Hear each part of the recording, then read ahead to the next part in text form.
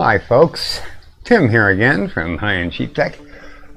Today is kind of a throwback day versus a common sense day, and we're going to talk about how we perceive cell phones, smartphones, whatever you want to call them.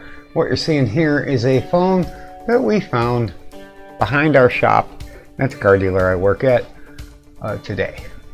Well, of course, I took a few shots of it. It's a Motorola. I just snapped these off real quick, so the video quality is horrible. It is an 8 megapixel camera on the back. Wow. And then I tore it apart. And then I was able to read the numbers in here.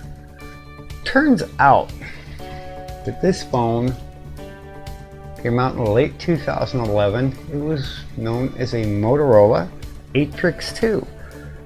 Had a 4.3-inch display with a dual-core Texas Instrument processor and 1 gig of RAM. The battery over here was a pitiful 1,750 milliamps. Surprisingly, the phone actually had an SD slot over here, and of course that's where the SIM card was at. It came with a 2 gig SIM card from the factory. So that got me to thinking. I wonder what people thought about that back then. Well, here you go. Here's a Motorola Atrix review from October 24th of 2011. And what you're going to see, now I'm only going to play a few seconds of this. Yeah, I don't want to interfere with their channel or get into any copyright issues or anything like that. But here we go. Incorporated a fingerprint reader for security to unlock the phone. Unfortunately, it's not found with the Atrix 2. Instead, we just have a flat feeling of dedicated power buttons, good springy feel, and top. Now, yes, that's kind of scary. Did you hear what he said there?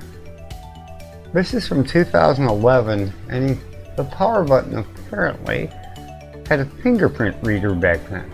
Kind of cool. So basically, let's see, we're gonna scroll. He goes through all the, yeah. And then he goes on to say how snappy this phone is. Now, even though the Atrix 2 maintains the same 1 GHz clock speed with its dual-core processor, rather than using the NVIDIA Tegra 2 processor from last year, it now utilizes a TIO map processor instead, which is coupled with 1 GB of RAM. And honestly, the experience is pretty quick. And okay, so honestly, the experience is pretty quick and fast.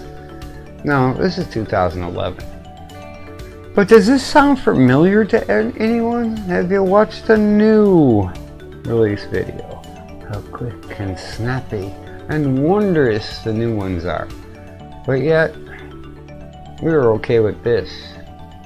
And then comes the real kicker here. This phone was $99 in 2011. You folks have any idea what you can get in the budget range for 99 bucks nowadays? I will link a couple of videos in the cards. They'll come up in the top of this video above. You know, a little eye on the Humidigi.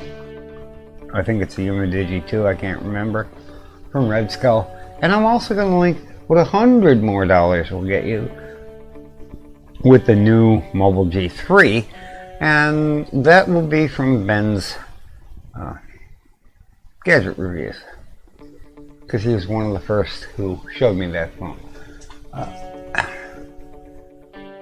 And those phones absolutely blow this away, but the point is, like today, if you do a search, there are a bazillion things already. You have to scroll through quite a few of them, but you'll see them. Humidigi this, Humidigi that, crap. Do I have to cut? No, we're not going to cut. I'm sorry. Xiaomi Mi 8. Yeah.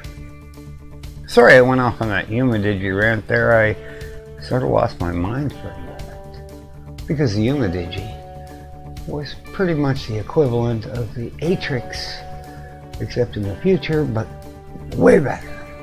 But now we got the Mi 8 from Xiaomi, or Xiaomi.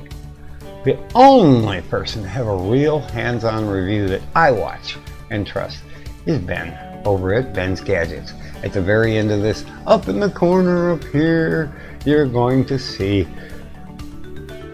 his video linked. Click it, watch it, learn. Everyone else who's telling you the hands-on was either at this event, and it's probably in a foreign language, or they're just showing you pictures of it and telling you about it. Well, I'll tell you about it right now. I mean, it's pretty simple. It's a 6.2 inch phone, AMOLED display, looks good. Has a Snapdragon 845, a lot of RAM, and the top end one has a translucent back cover. So in case you have super great eyesight, you can see the electrons moving around between the chips. God knows why. You know, it's not like you're watching gears turn or, you know, something neat happen. And of course, it's a glass back the first time you drop it. If you don't use a TPU case that it comes with, hopefully, you will crack it and break it. But be prepared for what we had about a week and a half ago, the night of the OnePlus horror, when all the high-end reviewers get a hold of pre-production units, which they've already been sent, and tell you all about this phone, even though they can't really tell you about it because they don't have a final version.